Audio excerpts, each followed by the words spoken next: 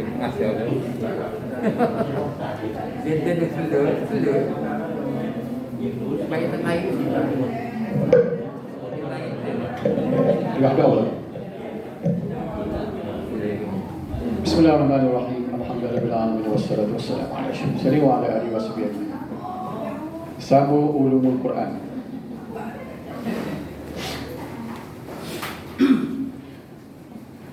Ambil ekor abang ni dah. Apabila Abu Bakar As-Siddiq menjadi khalifah selepas kewafatan Nabi sallallahu alaihi wasallam, beliau menghadapi berbagai peristiwa yang sukar. Bila Abu Bakar Siddiq menjadi khalifah, ini saya sebutlah minggu lepas ni, lepas kewafatan Nabi, bila dia jadi khalifah, dia menghadapi banyak kesulitan. Antaranya terpaksa memerangi golongan yang engkar membayar zakat, munculnya Nabi palsu, golongan murtad, termasuk menghadapi peperangan Al-Yamamah yang mengakibatkan kematian 70 orang sahabat yang menghafal Al-Quran. Ini menyebabkan Umar Al-Khattab merasa bimbang tentang Al-Quran, lalu beliau mencadangkan kepada Khalifah Abu Bakar untuk mengumpulkan Al-Quran secara teratur dalam mushaf yang tersusun dan teratur. Mushaf ni, macam Quran kita ni, dia panggil mushaf. Satu buku yang ada ayat daripada surah pertama sampai kepada surah akhir, kita panggil dia mushaf.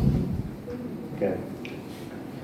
Pada mulanya Abu Bakar enggan menerima cadangan tersebut atas alasan takut melakukan perkara baru yang diadakan sebagai muhdatsat yang tidak dilakukan oleh Rasulullah sallallahu alaihi wasallam. Sebelum pada itu mungkin kita biasa dengar juga istilah mushaf, ada sebut mushaf.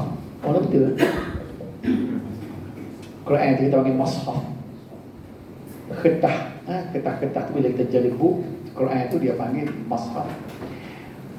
Kalau di telefon ataupun komputer ni tidak panggil mushaf sebab bukan tulisan. Dia sekali ada, sekali tak ada dah. Kekal kita dia panggil mushaf. Kertas tidak syarat, plastik pun boleh, asalkan dia tu buku dia saja. Daripada ayat habis sampai ayat. Baik, mushaf boleh dibaca, mushaf boleh dibaca. Cuma dari segi kaedah bahasa. Masuk mana? Kalau mushaf tak ada lah. Telefon Telefon tak apa. Telefon boleh sebab masa masuk dia pun tak ada. Dia tak tahu duduk mana lah. Jadi kita boleh baca mushaf, ambil pada isi maf'ul ataupun mushaf. Jadi Abu Bakar ni dia enggan, macam kita bincang minggu lepas dan tadi ada saya sebut dah, muhdatsat, perkara yang tidak dilakukan oleh Rasulullah sallallahu alaihi wasallam. Okey. Namun setelah Umar berjaya meyakinkan beliau, bila dah Umar kata tak boleh lama-lama Quran kita kena ada dalam bentuk mushaf, akhir-akhirnya Abu Bakar bersetuju. Bila setuju, dia mengarahkan Zaid bin Thabit bersama dengan beberapa sahabat yang lain untuk menjalankan tugas mengumpul Al-Quran dengan menyalin satu persatu ayat-ayat Al-Quran yang berada di pelepah taman, kulit dan belulan haiwan, batu dan kayu supaya menjadi mushaf.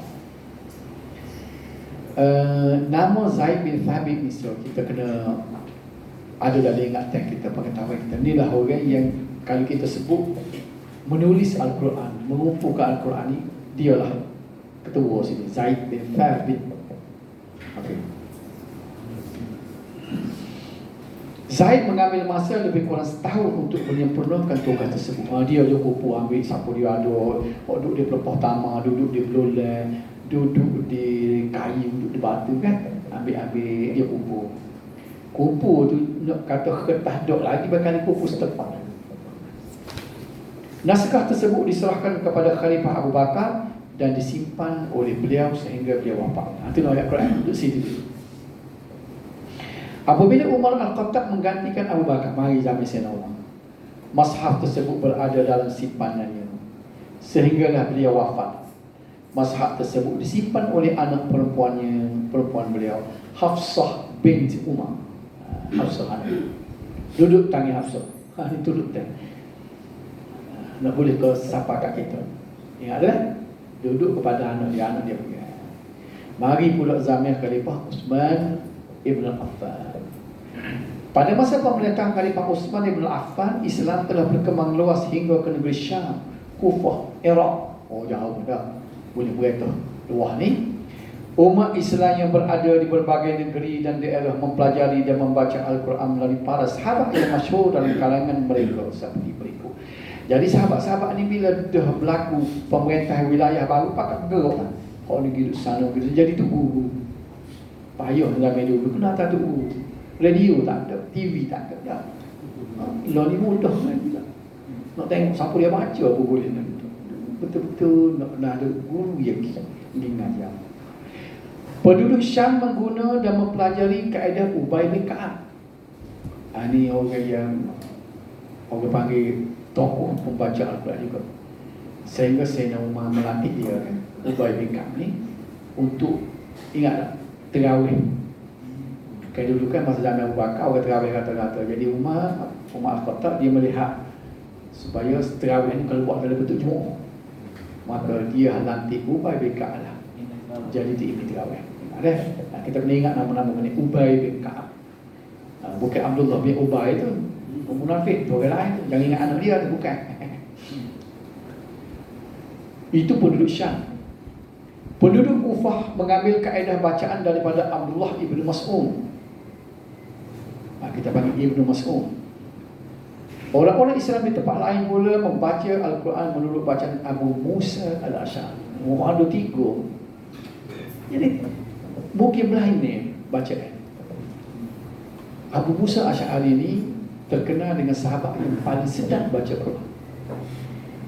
Satu riwayatnya Nabi lalu ke rumah dengan Abu Musa Al-Asy'ari mengalungkan bacaan Al-Quran. Nabi berhenti dengan rumah zaman dulu bukan banglo, bukan di spring. Perempuan tamak tau. Macam rumah dulu dia di bulu tau. Basic pun dengar. Jadi dia lalu tu dengar Abu Musa Al-Asy'ari baca. Sehingga Nabi tu berhenti. Jadi cerita ni bila esok tu Nabi cerita tu, Nabi kata, oh macam esok lah puji lah, aku terhenti dengan membaca. Ya, Abu Musa pun kurang lah. Dia kata, oh, kalau tahu Rasulullah dengar, dia kata kita baca sedap lagi, dia kata. Maknanya ada juga lah kurang. Jadi nak royak kan. Jangan gambarkan sahabat dengan Nabi juga duduk serius semua. Kita gambar lagi tu dah. Ada. Kita buat tengok dalam hadis-hadis ada tengok Nabi kurang apa kan. Tapi tidaklah kurang aja lawak gitu. Secara segala gitu dia kata. Kata gitu. Oh, tak tahu Nabi kalau Rasulullah ada okey tu sedap. Tu baru yang dua baru tu. Kalau contoh gitu. Itu tak boleh semaya. Tak boleh semaya. Baca kan tak ada semaya gitu. Baik, jadi 3 ni beza. Ekoran perbezaan bacaan telah menyebabkan timbulnya perselisihan yang hebat di kalangan umat Islam akibat tiada penjelasan. Orang ni kata aku dengar Abu Musa baca lagu. Orang ni kata betul aku mengaji dengan Ubay bin Ka'ab lagu tidak main dia main ada tak serupa bacaan. Menjadari pertelingkahan yang berlaku, Huzaifah ibn Yaman menyarankan kepada Khalifah Uthman supaya mengambil satu tindakan segera. Khalifah Uthman telah membentuk satu jawatan kuasa penulisan Al-Quran yang terdiri daripada 4 orang sahabat yang diketuai oleh Zaid bin Thabit. Ini kata mustahak nama dia ni. 3 orang lagi ialah Abdullah bin Zubair, Sa'id bin Al-As dan Abdurrahman bin Haris. Jawatan kuasa ini ditugaskan untuk membukukan Al-Quran. Ini baru jadi buku. Dan misalnya Bakar tak jadi buku lagi. Dengan menyalin mushaf yang dikumpulkan semasa Khalifah Abu Bakar. Jadi Abu Bakar tu kumpul saja, tak jadi buku lagi. Kumpul-kumpul setepak yang berada dalam simpan Hafsah binti Umar. Akhirnya terhasillah beberapa buah mushaf yang ditulis di atas satu bentuk demi menyatukan bacaan umat. Ni buat tu salin. Moga tak ada printing dah dulu, tak ada cetak dah. Jadi dalam menulis mushaf tersebut Khalifah Uthman telah menetapkan beberapa syarat. Jadi dia buat banyak bukti lah supaya orang boleh buat rujukan. Ada syarat dia. Syarat dia macam mana dia buat? Nombor satu, menulis Al-Quran menurut bacaan para huffaz.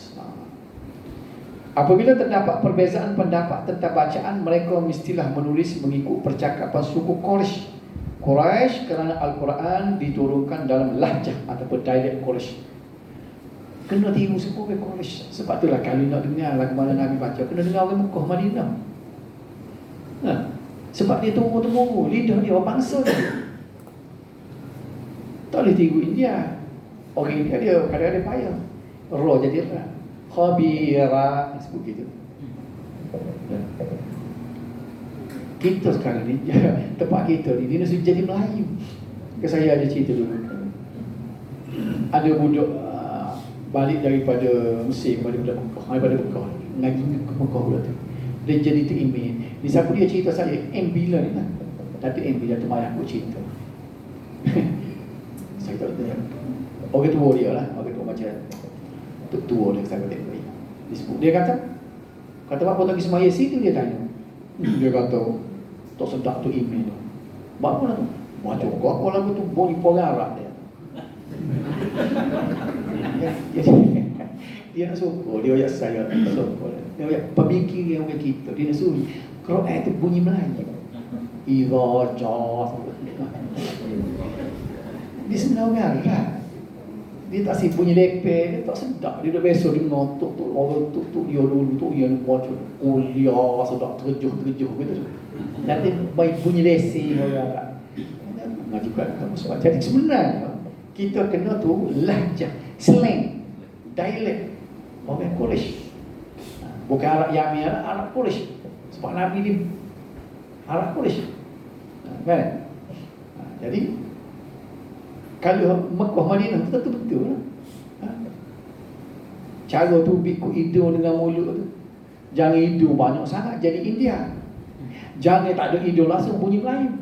Dia bagi, tengok orang Arab dia bagi hidung berapa persen tu biku mulut. Nak buat tak cuba dengar. Semua ayat Al-Quran yang diterima daripada Rasulullah SAW secara mutawatir dan tidak mansuf akan diterima. Mutawatir ni di atas pada sahih kan. Tidak boleh berlaku kesilapan sebab orang terima berlaku. Satu generasi ke satu generasi dia panggil mutawatir. Dalam ulumul hadis kita tengok pembahagian hadis itu ada satunya dia panggil satu kategorinya hadis mutawatir. Al-Quran ditulis tanpa titik. Sambil dulu soal titik dia tak ada. Fufu pening baca. Tengok ada orang jumpa mushaf. Mana ada titik? Tulisan lagu ni tu. Buruk gini mu, orang jumpa lagi kalau tak ada titik. Kalau tak ada bak, kita tak boleh baca dia lah. Mengekalkan 7 jenis bacaan. Dia dipanggil 7 jenis bacaan. Apa maksud mengekalkan 7 jenis bacaan? Dia apa ni dia panggil kiraah. Dia diterima. Kalau maksudnya kan ada masa Usman tu. Kalau kita baca dia selarahkan apabila dia satukan Quran yang sama tapi waras baca lain, hafaz baca lain. Misal minan nabiyyin, tulisnya tu lah minan nabiyyin, ada satu qiraat dia panggil minan nabiyyin dia baca. Tulisnya tu lah. Tulisnya tak ubah. Tulisnya tidak ubah. Bacaan bila dia tengok dia baca minan nabiyyin, dia jadi minan nabiyyin. Walal a, kita buka ni walala dia baca. Walala. Walal a dia jadi walala. Kan? Tapi tulisnya tu lah. Kan? Setelah penulisan itu selesai, mushaf asal diserahkan kepada Hafsah binti Umar. Ambil dengan Hafsah tu, salih. Hak asal wik Hafsah tu. Amanah dia dah ambil dulu dah. Sebab saya nak umar wik dia. Okay. Manakala Al-Quran yang ditulis dan dibukukan oleh jawatan kuasa, penulisan itu disalin pula kepada beberapa masa. Cetak lah. Mana dah ambil salin balik kan? Salin. Tak ada photostat, tak ada gambar. Kadang ada jamin dulu, kestek no jamin dulu. Kita sekolah jamin dulu cemah habis tangan aku duduk tengok. Tak ada jamin dulu tu paksa satu. Bila sahaja beberapa naskah itu dihantar ke beberapa daerah dan wilayah Islam, di mana setiap wilayah atau kota masing-masing mempunyai satu naskah. Jadi Al-Quran sudah pun jadi barang mutawatir. Tak salah tak? Bila ada banyak nak boleh jadi supaya hadis tadi kan, bila ada orang pegang orang ramai, tak ada orang tak boleh nak membohongi. Kata kita ambil hadis Bukhari ni, kita bunuh sini orang luar tu, tak benar ni. Jadi itulah tujuan bila ada banyak naskah. Jadi saya nak semua di atas semua wilayah. Kalau ada orang nak salin balik pun, kalau dia salin sana, kita boleh rujuk. Hilang ni mana ada. Sebab kita buat anak koci banyak, hilang anak koci ni ada dah. Duplicate apa ni. Antaranya kota Mekah atau Mekah, Syria, Basrah, Kufah di atas. Kemudian Khalifah Utsman memerintahkan supaya dibakar semua tulisan Al-Quran yang berada di mana-mana seperti di Perpustaka Tulan dan sebagainya. Pada aku bakar Quran. Tahu lah, pada pun sembilan buat, dia bakar. Pasal apa? Dia takut orang baca. Takut tak betul. Okay. Siapa dia berani kata, dia pun semua bakar Quran. Di samping menghantar mushaf ke kota-kota dan wilayah Islam, guru-guru untuk mengajar Al-Quran juga turut dihantar. Hantar cikgu dia mengajar situ. Dengan usaha dan tindakan Khalifah Utsman ini, umat Islam telah dapat diselamatkan daripada perselisihan bentuk bacaan Al-Quran. Mushaf ini dinamakan Mushaf Resan Utsmani. Sebab itu kita panggil Resan Utsmani. Dan kita tidak boleh ubah walaupun mengikut kaedah nahwu tulisan lagu lain. Misalnya kita tengok surah Al-Baqarah, sepatutnya kata alif ba dah. Dia tulis kata ba. Tu dia panggil Resan Utsmani. Tak ada orang berani bagi. Sebab tu telah diasahkan oleh Sayyidina Utsman. Misalnya sepatutnya kita kena jalan ini dah. Gitu dah. Dari kalau kitab, tapi dia jadi gini. Kitab dia jadi tulis gini. Dua kita dah. Kalau nulis hadis tak tulis lagi sama. Kalau jadi kutub. Jadi kita tulis lagu ni. Tapi kalau ada lagu ni tak kata as-salah adalah. Kita tengok dalam. Sepatut as-salah di lagu ni. Salah. Gitu dah. Adik cepat dah tulis salah. Jadi dalam Quran dia tulis gini. Apa dah? Aqimus salah. Ini buah bukan adik. Ini panggil Resan Utsmani. Baik. Ada lagi. Mushaf yang bukan Resan Utsmani dia bagi tiga. Dia kerja saja. Bukan misalnya Quran Majid lah. Mananya? Yang sekarang ini kita pakai Resan Utsmani. Tulisan tak biasa dua tu. Ya, mana Tanda-tanda dia. Quran Majid kan? Dia hot tu orang yang minat je. Dia dalam bentuk-bentuk. Utsmani juga ada. Oh, semuanya tidak gini. Tulisan Quran lain pada Resan Utsmani tak boleh tengok. Tapi kan ada kegasan yang Quran. Itu lah. Huruf Misalnya bagi dua semua. hot tu tanda-tanda. Hot tu benda baru. Tanda bagi apa tu benda baru. Quran tu titik pun tak ada kan. Maksud Resan Utsmani ni maknanya huruf. Huruf dia tetap. Kalau wawa, alih-alih kan. Memang gini, ada sebelum kita tengok naskah perkara tu. Dipanggil Quranul Majid. Quran Majid, Quranul Karim. Dia punya tulisan dia lain. Dia huruf semua huruf. Dia form Baik. beza kan? Dia form beza kan? Form dia ni dari segi tanda-tanda. Baik, so yang kedua, walaupun Quran ni kena tulis dalam bentuk Resan Utsmani, tapi kalau kita untuk buat mengaji tafsir, ulama-ulama mengharuskan. Saya pernah dulu tanya, masa dia tulis, saya tanya, dia kata boleh kita tulis, nak tulis as-salah tu. Sebab tu kalau kita tengok tulisan kitab tafsir, dia bagi sebab kita nak tengok dari segi tata bahasa. Cuma nak buat baca Quran, nak jadi mushaf, dia kena dalam bentuk Resan Utsmani. Okay. Cetakan berbeza tu hanya tanda-tanda saja. Form tanda gunung begitu. Huruf tak berubah. Huruf wa tak ubah kan. Dia payah sikit baca. Payah betul tulisan ya. Baik Al-Quran zaman Umayyah dan sekarang siapa kita. Mashaf Barisan Utsmani yang terhasil di zaman Khalifah Utsman merupakan tulisan yang belum ada tanda-tanda bacaan titik dan baris. Setelah masa berlalu, masyarakat Islam semakin lawas berkembang. Ramai masyarakat bukan Arab telah berusaha baik. Orang yang tak Arab nak baca Quran tak ada baris misalnya. Justru pemerintah Islam dan para ulama telah mengambil pendekatan lain untuk melengkapkan Al-Quran dengan tanda-tanda bacaan baris dan titik bagi memudahkan orang bukan Arab membaca Al-Quran. Penyusunan tanda-tanda bacaan dan titik pada Al-Quran mula diusahakan pada masa pemerintahan Khalifah Marwan Ibn Hakam yang dikendalikan oleh Gubernur Basrah Abu Aswad Ad-Du'ani. Dia memikirkan orang-orang yang bukan Arab. Kita ni kalau mari tak ada titik. Titik dulu lepas tu berbaris mulut. Sebab orang yang gerti nahwu saja, dia tahu tata bahasa saja baru boleh baca, tak ada baris.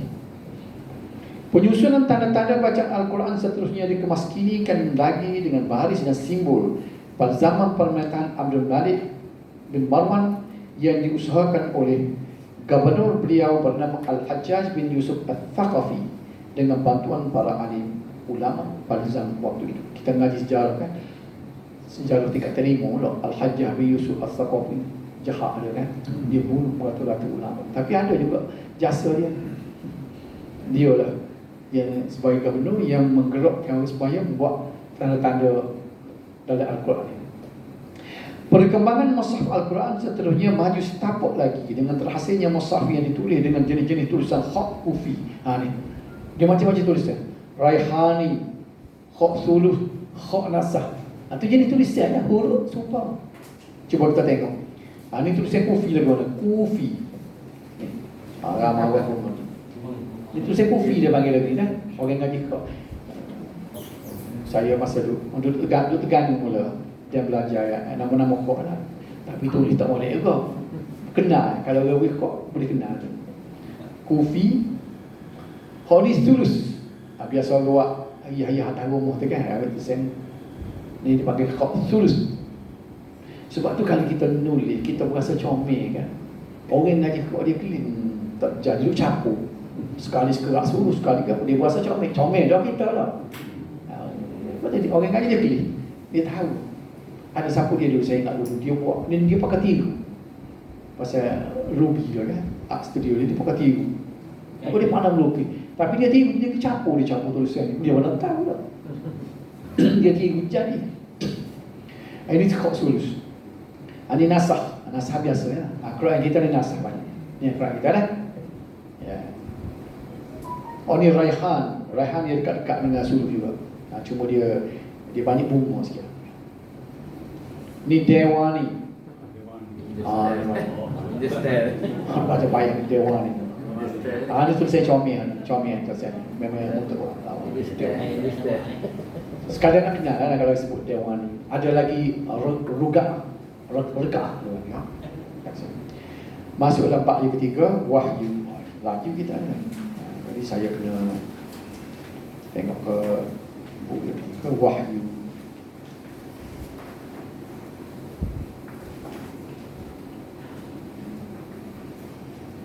Bukan soal apa dah wahyu kan? 10 dah habis tu. Pengertian wahyu. Al-Quran diturunkan oleh Allah Subhanahu wa taala kepada Nabi Muhammad sallallahu alaihi wasallam dalam bentuk wahyu melalui perantaraan malaikat Jibril.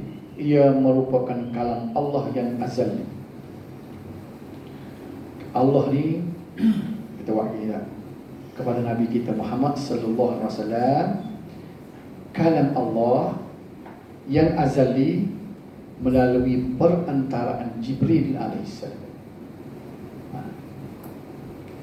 Perkataan wahyu berasal daripada kalimah Arab wahyu, sebagaimana terdapat dalam Al-Quran dalam beberapa bentuk dan pengertian. Kita tengok dari segi bahasa, apa dia wahyu? In huwa illa wahyun yuha. Terjemah ucapannya Muhammad tiada lain melainkan hanyalah wahyu yang diwahyukan kepadanya. Diguna perkataan wahyu dalam Al-Quran. Wa id auhaitu ilal hawariyin an aminu bi wa bi rusuli wa bi rasuli. Auhaitu ni ialah satu kata kerja yang daripada perkataan wahyu juga. Maknanya, dan ingatlah ketika aku Allah ilhamkan. Mana-mana ilham kepada pengikut Isa, bukan Nabi Isa, pengikut Isa. Tuhan guna perkataan auhaitu, wahyu juga. Tapi tak bolehlah kata pengikut ni terima wahyu, sebab wahyu ni Nabi dan Rasul saja. Tak. Tapi dia guna perkataan auhaitu, perkataan daripada wahyu. Wahyu juga lah ni, cuma balik bahasa sebab kita lah berdiri, pendirian, terdiri dah daripada diri belakang. Ni cuma tak serupa, tak nampak lah wahyu. Auhaitu daripada wahyu juga. Kemudian wa inna syaitan la yuhuna ila awliyaihim liyujadilukum. La yuhuna, dan sesungguhnya syaitan-syaitan membisikkan. Tak kaya syaitan wahyu, tapi dia guna istilah perkataan wahyu juga. Nampak ni? Makna luah perkataan wahyu. Sedangkan maksud sini la yuhu ni makna dia membisik kepada pengikut-pengikutnya supaya mereka membatalkan. Nampak tak? Pengertian bahasa. Wahyu menurut pengertian bahasa membawa nombor satu, memberitahu sesuatu dengan cara yang tidak jelas dan sama-sama. Memang wahyu ini dia tidak mahu debak ini, benda yang sama-sama makna wahyu. Yang kedua, sesuatu yang ditulis atau al-risalah yang membawa makna kerasulan. Yang ketiga, segala yang disampaikan secara rahsia kepada pihak lain supaya dapat diketahui. Ini dari segi bahasa lah, orang bahasa dia tengok. Dan sesuatu yang ditulis atau yang al-maktub. Kemudian segala apa yang disampaikan oleh Allah Subhanahu Wa Taala secara rahsia kepada makhluknya, baik manusia dan binatang. Okey. Ini dari segi bahasa. Kita tengok istilah pula. Wahyu, pengertian istilah ialah segala apa yang disampaikan oleh Allah secara rahsia kepada para Nabi Sallallahu Alaihi Wasallam dan Rasulnya seperti Al-Quran dan Hadis. Wahyu membawa pengertian yang lebih umum dan lebih luas daripada pengertian Al-Quran. Tidak samalah Quran lain, wahyu lain, ya. Hal ini kerana Al-Quran merupakan wahyu Allah yang diturunkan kepada Nabi Muhammad. Tetapi tidak semua wahyu berupa Al-Quran, di mana ada yang berupa hadis, kitab Zabur, Taurat, Injil adalah juga wahyu Allah. Gitu. Itulah beza dah. Kalau kita kata Quran, Nabi Muhammad saja. Wahyu kepada Nabi Muhammad dipanggil Al-Quran. Sedangkan kepada Nabi lain juga dinamakan wahyu. Ni kita bicara nak peksa ni, kalau lopak-lopak tak apa ni. Istilah apa. Nah, itu buku nota ada lagu ni kat mana. Sebagai rumusannya, penurunan wahyu mengikut istilah ialah penurunan dari Lauh Mahfuz ke Baitul Izzah di langit dunia, dan dari langit dunia kepada Nabi Muhammad sallallahu alaihi wasallam melalui perantaraan malaikat Jibril yang mengambil masa 22 tahun 2 bulan 20 hari. Ini dah daripada Lauh Mahfuz pergi ke Baitul Izzah. Dia mana ke beza sekaligus. Ini dia panggil nuzulul Quran, berlaku sekaligus ni, berlaku pada bulan Ramadan. Okey. Kemudian daripada Baitul Izzah, Baitul Izzah di langit dunia, belah mana rupa dia turun, kita tak tahu. Quran moga tidak buku dah. Tapi Al-Quran itu sendiri kita terima, kita seadal di situ. Kerja Tuhan dah. Tuhan telah apa dia panggil, dia deliver benda tu, dia pas benda tu daripada Lauh Mahfuz pergi ke Baitul Izzah. Ada dalam satu pengajian lagi, dia diwasa lagi ni pula, daripada Allah Subhanahu Wa Taala ke Lauh Mahfuz pula. Ada satu proses lagi, tapi jangan orang fikir tu. Kita ambil daripada Lauh Mahfuz mari ke Baitul Izzah di langit dunia. Daripada Baitul Izzah itulah dia turun kepada Nabi kita Muhammad sallallahu alaihi wasallam melalui perantaraan Jibril selama 22 tahun 2 bulan 22 hari. tempoh daripada hak pertama sampai ke wahyu pertama sampai ke wahyu akhir. Mudah tengok gini dah. Nak hafal ayat payah. Ambil rumah pun Baitul Izzah Nabi tiga stesen situ. Hak tu sekali tu. Hak ni 22 tahun, 2 bulan, 22 tahun. 12. Betul. 12. Tahun 2022. Ya. Di Baitul Izzah tu memang tidak ada gambaran Nabi tadi riwayat tu mana. Tak ada cerita. Kadang-kadang dia benda ni perkhabar yang benda gaib ni hanya kita tubik mulut Nabi je boleh tahu. Kalau tidak mulut Nabi tu rekod. Jadi maknanya Jibril yang bagi Nabi dari wasal kan Nabi orang Arab. Jadi satu perancangan Tuhan. Nabi Quran ni dulu pada Nabi lagi. Tapi benda sekali belakang. Dari segi Tuhan kan. Sebab Quran ni kodim kan. Sama jadi dengan Nabi. Bukan Quran tu Tuhan baru buat dah ni. Sekali dengan Tuhan kalam Allah kan. Dari segi akidah. Cuma dia sesuaikan dengan Nabi tu. Jadi dia maknanya bukan Tuhan baru mikir kita kata guna bahasa kita. Lama-lama kali aku nak buat pasal Arab dah. Dia perancangan dia sejak azali lagi. Dia rancang dah bahawa pada tahun sekian-sekian lahir seorang manusia ni berbahasa Arab nama Muhammad untuk timur Quran. Dan Quran turun pada dia dalam bahasa Arab. Kan? Sebab tu kalau bincang ke akidah Quran sebenar, dia kata bahasa hak sebenar di sisi Tuhan. Dah Tuhan kalau Tuhan berkata-kata untuk semua kita dah tidak bersuara, dia kata tidak berhuruf dah. Bahasa tak ada. Itu banyak bincang. Ada walaupun ada bahas pula. Kata itu dalam akidah pula dibincang. Ada nak tanya tu. Adakah wahyu ni disampaikan melalui perantaraan? Adakah dia hanya melalui Jibril ataupun ada direct? Kalau kita tengok dia majoritinya melalui Jibril, tapi ada kadang-kadang dia kita dibincang dalam apa ni cara-cara wahyu diturunkan depan ada. Tapi bila sebut perantara Jibril kerana majoritinya. Kalau sebut dari segi wahyu itu sendiri, kalau wahyu itu sendiri, wahyu yang Nabi lain pun kita panggil wahyu juga dah. Tak macam Nabi Ibrahim, wahyu dia mimpi kan, mimpi sembilan bukan melalui Jibril. Apa dia lagi? Selain pada Nabi Musa dia sebab dia bagi kalimullah, dia boleh kecek dengan Tuhan. Dia dengar Tuhan berkata-kata, tidak melalui Jibril, wahyu juga.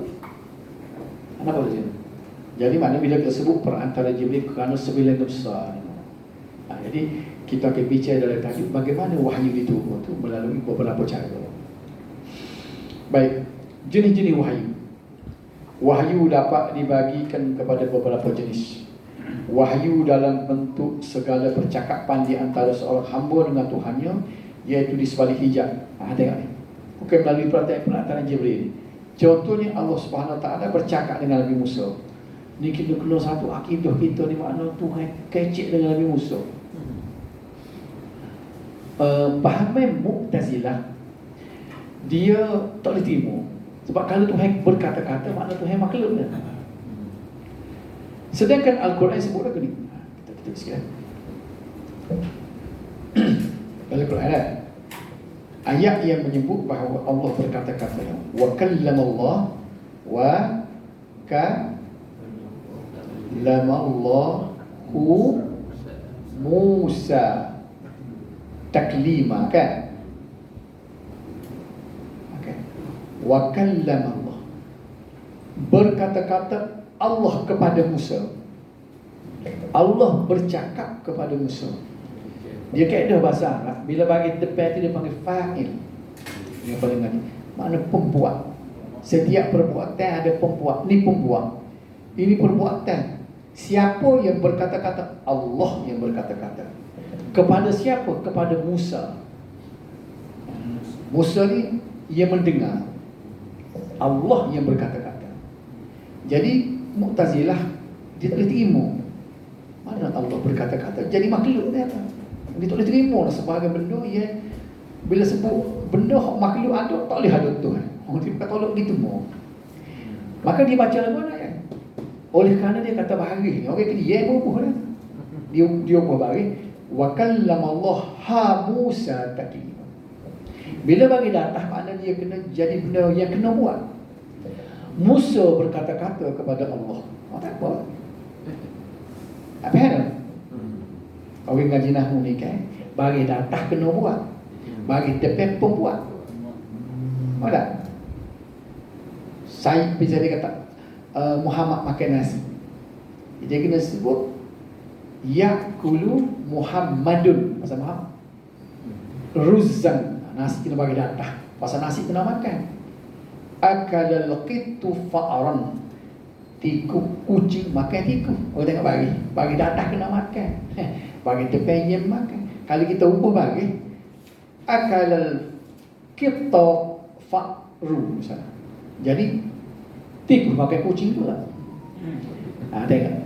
Itu bahagia ni mustahab. Jadi oleh kerana itu orang Mu'tazilah dia tak sibui bagi tepi. Jadi Allah berkata-kata tak boleh.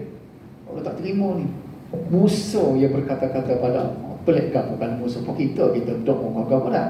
Jadi dia ubah bagi wa kallama Allah ha Musa taklima. Itu dah. Okay. Jadi sedangkan kita terima seadanya Allah berkata-kata kepada Musa. Pak kata lagu mana moga Allah. Kalau bubuh Allah Tuhan tak pelik apa. Berkata-kata yang layak bagi Allah. Wah, mana tahu kita tak dengar. Pak kita kata Allah berkata-kata Tuhan sendiri sebut. Kan sendiri kalau kita duduk situ. Dia tanya banyak. Kau rasa pelik? Allah sendiri kata. Ya kita sendiri ubah tu. Siapa dia ayat kita? Nabi tak ayat. Baik. Wa kallama Allahu Musa taklima. Bagi tepi kan tengok bagi tepi. Dan Allah berbicara kepada Nabi Musa dengan kata-kata secara langsung tanpa perantaraan. Tak ada Jibril. Ni Cik Romli tanya tadi ni.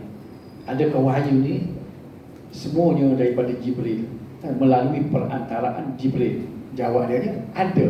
Yang tidak melalui dia tetapi majoriti pada Nabi kita lah. Di mana Nabi kita pun ada. Wahyu melalui ilham di mana Allah Subhanahu Wa Taala mencampakkan ke dalam hati Rasulnya dalam bentuk ilmu dan pengetahuan yang benar. Ni Rasulullah Nabi kita terima benar lagi. Wahyu dalam bentuk mimpi yang benar. Contohnya Nabi Ibrahim AS bermimpi menyembelih anaknya Nabi Ismail AS. Qala ya bunayya inni ara fil manam anni adbahuka. Dia Nabi Ibrahim berkata, wahai anakku, sesungguhnya aku melihat dalam mimpi bahawa aku akan menyembelihmu. Surah As-Saffat ayat 1. Mimpi Nabi adalah benar. Mimpi kita tak sewa benar weh. Royak kemuk nama kata, hamba mimpi malas segala tanah-tanah tu tak dibagi orang lain kat apa sokan. Mimpi benar. Sudah berlaku mimpi kita bukan mimpi yang benar. Kan? Mimpi jadi bohong orang Taiwan. Budak-budak yang kata dia mimpi dalam tidur. Dalam mimpi tu boleh lah, tapi nak jadi ukuran tak ada satu. Tak. Mimpi buat kira apa? Siapa tanya macam Egli tu, pok-pok kita dari UPN dia puh nama, dia puh apa dia tu duk balas sekelamin tu. Pasal bini dia mimpi tu lelaki dia tu bini air orang. Mengapa apa dia?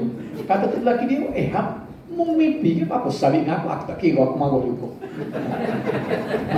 Lelaki mimpi tu bini air orang. Jadi kelah mimpi kita tu je lah. Tak boleh jadi ukur. Tapi mimpi Nabi dan Rasul mimpi yang benar. Itu dah. Wahyu datang dengan perkataan Jibril. Ini majoriti. Nazala bihi ruhul amin ala qalbika litakuna minal munzirin bilisanin arabiyyin mubin. Ia dibawa turun oleh Jibril yang amanah ke dalam hatimu, wahai Muhammad, supaya engkau menjadi seorang pemberi amanah. Ia diturunkan dengan dalam bahasa Arab yang nyata. Jadi Jibril mari banyak-banyak cara. Ada Jibril mari berupa orang, macam Iqra tu kan. Jadi orang dia mari. Ada yang Nabi dengar suara saja. Ada Jibril mari dengan wajah yang asli. Oh, tu menakutkan. Tengok bawah kaki, tengok tahu mana kepala lu mana. Itulah makna saiz Jibril ni saiz dunia. Apa lah? Saiz dunia soal-soal mereka besar. Sebab tu tak ada masalah. Bawanya peracu bukit dia jetik clicking. Lepas tu kita kata muak ke dia duduk. Macam mana dia boleh duduk? Dia boleh mari seletup. Sebab iblis apa ni? Iblis daripada api dah. Melekat daripada cahaya. Cahaya lah apa? Aja suluh lagu biji 10 tepat dulu boleh tak? Ha? Kau ceroh apa? Ini tepat dulu. Ambil lagu biji ni dulu. Ambil lagu ni baca ni. Pakai suluh tepat dulu. Jadi dia sebab dia jirim, jisi halus dia boleh masuk antara sasa malam. Walaupun sore-sore melekat tu muak dunia, tapi ribu-ribu dia boleh mari. Tidak seperti kita ni tengok masuk 10 orang lagi tak muat. Okey. Wahyu di langit ketujuh. Seperti yang berlaku kepada Nabi Muhammad. Ni Nabi tak terima dengan Jibril ni sebab Jibril tak boleh naik. Kalau ikut riwayat dia kata Jibril tak boleh pergi. Nabi naik ke langit yang ketujuh pada malam Al-Isra' wal Mi'raj, di mana baginda diwahyukan dengan perintah kefarduan solat 5 waktu. Cuma hadis ni memang jelas Nabi naik ke langit itu. Cuma hadis tambah-tambah tu macam-macam lah, hadis bertambah pula. Bukan apa dia? Naik dengan selipar-selipar pula. Tu khotok tambah tu. Tu hadis bersih tu. Jadi dia tu best semua. Nabi naik ke langit ketujuh. Oh, dia buat naik dengan selipar-selipar sebab apa? Dia nak ambil gambar selipar boleh pil. Pasal apa dia nak jual? Baik, tokoh-tokoh penulis wahyu. Ada 10 minit ke tak? Jadi penulis wahyu ni ada tokoh-tokoh dia. Tokoh penulis wahyu yang terkemuka ialah sekarang 4 orang. Mula-mula sekali sebab tu saya kata Zaid bin Thabit. Besar sekali. Nabi lantik dia Zaid bin Thabit. Nama penuh beliau ialah Abu Sa'id Zaid bin Thabit Al-Dhahhak Al-Ansari. Dia orang Ansar, penduduk asal Madinah. Beliau dilahirkan di Madinah 11 tahun sebelum hijrah. Nabi berhijrah tu dia umur 11 tahun. Dan wafat pada tahun 45 hijrah serta menjadi yatim ketika berusia 9 tahun. Anak yatim. Sejak kecil lagi beliau mendampingi Nabi SAW untuk mempelajari Al-Quran sehingga menghafal dan menjadi alim. Dan merupakan salah seorang sahabat yang terkemuka dalam ilmu-ilmu yang berkaitan dengan Al-Quran dan hadis. Sebagai bukti, Ibnu Abbas sering mengunjungi beliau untuk mempelajari ilmu-ilmu agama dan amat menghormati sehingga sanggup memegang tali kenderaan yang ditunggangi oleh Zaid. Itu je penghormatan kepada tubuh istana tu je, pegang tali utuh je, tak nanggak ko di apa ni air basuh kaki tubuh kutip minum air peng. Mana setahun tu je kita penghormatan Baik. Zaid bin Thabit merupakan seorang yang pintar, amanah dan wara. Sikit bayu latar dia ni. Disebabkan ilmu yang dimiliki serta sifat-sifat terpuji yang ada pada dirinya, Nabi SAW telah melantiknya sebagai penulis wahyu pada setiap kali wahyu diturunkan. Betul dia ni. Boleh jadi penulis wahyu. Nabi SAW juga pernah saya tinggal perkataan ni melantik Zaid sebagai penulis surat untuk diutuskan kepada kaum Yahudi kerana beliau dapat memahami bahasa masyarakat Yahudi. Oh, hebat dia boleh berbahasa Yahudi. Di kota Madinah, Zaid mendapat menjadi tumpuan umat Islam untuk menimba ilmu. Beliau pernah menjadi hakim dalam perbicaraan, memberi fatwa dan guru Al-Quran. Pada zaman pemerintahan Abu Bakar Siddiq, Zaid terus diberi penghormatan yang tinggi sehingga dilantik sebagai penulis dan pengumpul Al-Quran. Macam cerita tadi. Itulah Abu Bakar ambil itu sebab setahun ni dia ni. Tokohan Zaid.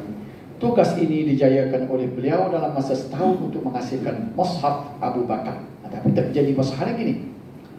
Pada zaman pemerintahan Umar Al-Khattab dan Uthman Affan, Zaid pernah diamanahkan untuk mengawal keadaan kota Madinah ketika kedua-dua khalifah tersebut menunaikan haji. Khalifah Uthman melantik Zaid sebagai ketua jawatan kuasa penulis dan pengumpul Al-Quran sehingga terhasilnya Mushaf Farsan Uthmani yang wujud hingga sekarang. Itu hasil Zaid. Kita nak terima kasih ke Zaid. Dialah pengurusi jawatan kuasa penulisan. Al-Quran. Khalifah Utsman juga pernah melantik beliau sebagai qadi dan menteri keuangan di Madinah. Masuk kepada Ubay bin Ka'ab. 5 minit lagi lah. Kita berhenti 5 minit awal lah. Faham ya? Boleh lagi lah? Takut tepu lah. Nama penuh beliau Ubay bin Ka'ab Ibn Qais. Beliau adalah golongan asal Madinah daripada kabilah Al-Khazraj. Ahli sejarah tidak dapat menentukan tarikh lahir Ubay dan berlaku persiap pendapat tentang tarikh wafatnya. Tak jumpa. Ahli sejarah tak jumpa cari. Ada yang mengatakan tarikh wafatnya 19 Hijrah, malah ada pula pendapat tahun 32 jauh beza. Mengikut sejarah, Ubay dikatakan asalnya seorang pendeta Yahudi. Setelah memeluk Islam, beliau sentiasa mendampingi majlis ilmu Nabi sallallahu alaihi wasallam sehingga berjaya muncul sebagai salah seorang sahabat yang alim dalam ilmu Al-Quran. Ubay banyak menyertai peperangan bersama Nabi sallallahu alaihi wasallam seperti peperangan Badar, Uhud, Khandaq dan lain-lain serta peperangan selepas kewafatan baginda. Ekoran Ubay memiliki sifat mulia seperti amanah, bertakwa dan berilmu. Nabi sallallahu alaihi wasallam telah melantiknya sebagai salah seorang penulis wahyu. Keilmuan yang tinggi dalam bidang Al-Quran menyebabkan beliau mendapat julukan sebagai Sayyidul Qurra. Sayyid maknanya ketua, Al-Qurra pembaca-pembaca, ketua bahagian qori-qori. Al-Qurra ni jamak bagi qori, ketua qori. Seorang ahli tafsir dalam kalangan tabi'in nama dia Masr telah mengakui kedudukan Ubay sebagai tokoh tafsir dengan katanya, aku telah bergaul rapat dengan para sahabat Rasulullah sallallahu alaihi wasallam. Maka aku dapati semua ilmu mereka terkumpul pada 6 orang, iaitu Umar, Ali, Abdullah bin Abbas, Ubay, Abu Darda dan Zaid bin Thabit. Mana orang alim dia ni. Ubay bin Ka'ab juga terkenal sebagai seorang yang alim dalam ilmu hadis dan terkenal sebagai seorang perawi hadis. Di dalam Sahih Al-Bukhari terdapat lebih kurang 160 hadis yang diriwayatkan oleh Ubay. Ini an Ubay. Dalam hadis Al-Bukhari saja an Ubay bin Ka'ab ni ada 160 lebih kurang. Okey. Jadi daripada Ubay bin Ka'ab tu nak sampai Bukhari ada celah tu pula. Tapi apa yang kita bincang ni ialah pekat sahabat yang mendengar daripada Rasulullah. Hadis Ubay bin Ka'ab. Jadi kalau kita nak riwayat hadis secara lengkap, kita kata kita hadis Bukhari riwayat Ubay bin Ka'ab. Celah tu biar. Orang cari jumpa orang kata. Tapi kalau nak Ubay bin Ka'ab dengan Al-Bukhari, mustahab Al-Bukhari lagi. Sebab ada buku. Kita bincang dah dulu kan. Tapi kalau dah sebut gitu saja. Hadis Al-Bukhari riwayat Ubay bin Ka'ab. Sebab ada 160 lebih kurang hadis yang diriwayatkan oleh dia. Kemudian Muaz bin Jabal, dia ada pagi lah. Beliau adalah Abu Abdurrahman Muaz ibn Jabal Al-Ansari, dilahirkan tahun 20 sebelum hijrah dan wafat pada tahun 18 hijrah di pinggir Jordan tanpa meninggalkan seorang pun zuriat. Tak ada anak dia. Muaz memeluk Islam ketika usia 18 tahun dan merupakan tokoh yang unggul, bijak, baik akhlak, amanah, pemuluh dan disegani oleh semua golongan. Disebabkan beliau seorang yang mahir dalam ilmu fiqh, hadis, tafsir dan menghafaz Al-Quran, Muaz diutuskan oleh Rasulullah sallallahu alaihi wasallam menjadi mufti dan gubernur di Yaman pada tahun 10 Hijrah. Kepercayaan Rasulullah sallallahu alaihi wasallam terhadap beliau boleh dilihat kepada sebuah hadis yang masyhur di mana baginda menemui Muaz sebelum berangkat ke Yaman. Apa dia pada hadis ini? Nak baca juga kan ini? Saya baca terjemah dah. Diriwayatkan bahawa Nabi sallallahu alaihi wasallam ketika hendak memutuskan Muaz ke Yaman, baginda bersabda, bagaimana kamu hendak memutuskan hukuman? Muaz menjawab, dengan kitab Allah. Sabda Nabi sallallahu alaihi wasallam lagi, jika tidak didapati dalam kitab Allah, jawab Muaz dengan sunnah Rasulullah. Nabi sallallahu alaihi wasallam bertanya lagi, jika tiada juga sunnah, Muaz menjawab, saya akan berijtihad dan saya tidak akan mengabaikan perkara itu begitu saja. Maka Nabi sallallahu alaihi wasallam bersabda, segala puji bagi Allah yang telah memberi taufik kepada utusan Rasulullah ke arah sesuatu yang diredai oleh Rasulullah. Jadi gitu Nabi teh dia. Mungkin orang ni di samping mu jadi gubernur, dalam masa yang sama mu jadi mufti. Dua jawatan. Bila tu penting orang kata tanya hukum, faham nak hukum lagu mana? Quran ada kan dia kata. Kalau cari kat jumpa oleh Quran, perinciannya tak ada. Hadis ada kan dia kata. Kalau ada hadis pun tak ada. Aku akan berijtihad. Ini maknanya bila dia kata ijtihad, Nabi pun memberi akuan. Dia kata segala puji bagi Allah memberi taufik kepada utusan Rasulullah. Utusan Rasulullah itu dia lah. Jadi inilah sebagai hujah dan dalil ijtihad menjadi sumber hukum dalam Islam. Muaz telah menetap di Yaman sehingga Nabi SAW wafat. Ketika pemerintah Abu Bakar, Muaz pulang ke Madinah untuk menyertai dan bersama-sama Abu Ubaidah Al-Jarrah bagi memerangi penduduk Syam. Sebelum itu beliau telah banyak bersama-sama Nabi SAW di peperangan Badar, Uhud, Khandaq dan lain-lain. Muaz juga merupakan salah seorang daripada 70 orang Ansar yang telah menyertai perjanjian Aqabah. Selain daripada sebagai seorang penulis wahyu dan penghafal Al-Quran, Muaz juga turut meriwayatkan hadis di mana dalam Sahih Al-Bukhari dan Sahih Muslim terdapat 157 buah hadis yang diriwayatkan. Jadi Al-Mu'adz bin Jabal ni ada 157 hadis. Pergi pada Muawiyah bin Abu Sufyan. Panjang ni dah. Kita sanggup berdepan tak sebab panjang ni. Pasal Abu Sufyan ni biografi dia panjang sikit. Jadi start kat tu dah. Apa dia? Wallahu a'lam. Jadi siapa dia nak tengok bahasa Arab setengah jam lah. Boleh tak? Siapa dia berminat, siapa dia berasa sama ada tidak ataupun dia berasa tak si lagi, tak ada masalah. Tengok ni saya buat secara itu sikit lah pasal minggu lepas tu tak berapa putus susun. Jadi gini, siapa dia nak bahasa Arab ni, tak tidak tu macam kamar tak apa lah. Kamar ni dia khotai lah. Boleh ngaji-ngaji lah. Saya perkenalkan istilah Cik Ramli ngaji dah mana dia? Cik Ramli mudarris. Cikgu Kamal Abdul Qadir itu kelima dia. Mudarris dengan mudarrisah. Boleh tak? Apa makna? Apa dia mudarris? Mudarris sekolah apa? Mudarris Guru. cikgu. Mudarrisah cikgu tino. Tengok. Talib belajar. Pelajar laki-laki. Pelajar tino. Talibah. Tilmid murid. Sekolah rendah dah. Talib pelajar sekolah menengah. Tilmid pelajar sekolah rendah. Kalau murid tino tilmizah. Baik, aku tengok sini. Beza mana ni? Ada ke apa ni? Ada toh marbutah. Ibnah. Anak laki-laki son, ibnah daughter. Aku tengok tak ada ke ni? Saya buat ni cara semudah faham ada ke ni. Saya dah tak biasa mengaji lagi ni.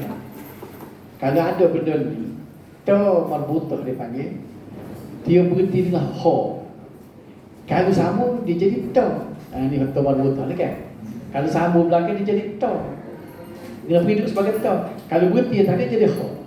Sebab tu mudarrisatu tsanawiyah. Ada. Tu jadi tu. Tapi kalau berhenti al-mudarrisah. Tak di madrasah silap. Tak tutup lagi. Oh lupa.